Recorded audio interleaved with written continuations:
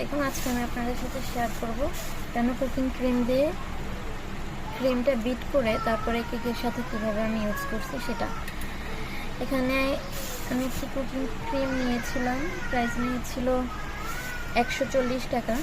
এরপর আমি এটাকে খুলে চিজ কেক বানিয়েছিলাম। এরপরে বাকিটুকু যা ছিল সেটা আমি রেখে দিয়েছি। এবার সেটাকে আমি বিট করে তারপরে কেকের সাথে দিব।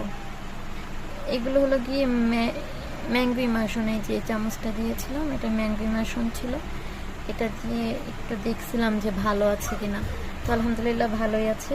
তাই এটা দিয়ে এখন আমি এটাকে একটু বিট করবো। এটার সাথে হালকা একটু চিনি দিব, চিনি দিয়ে তারপর এটাকে আমি বিট করবো। আমি আপনাদের সাথে শেয়ার করছি কিভাবে এটা বানাবো।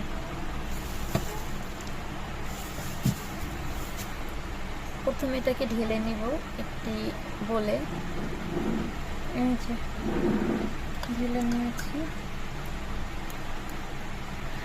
হাফ মানে এইটারও হাফ টি স্পুন ইমাশন দিব আমি।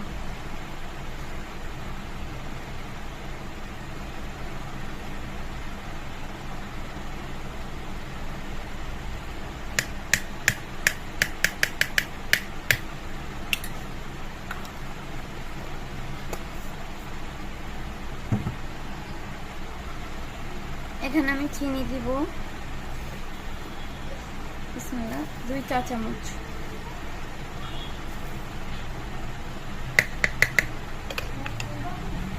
এবার এটাকে বিট করে নেব।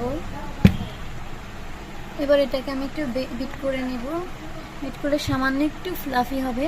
আপনারা চাইলে ইলেকট্রনিক বিটার না থাকলে এমনিতে যে বিটারটা আছে হাত দিয়ে করে সেটা দিয়েও বিট করে নিতে পারেন।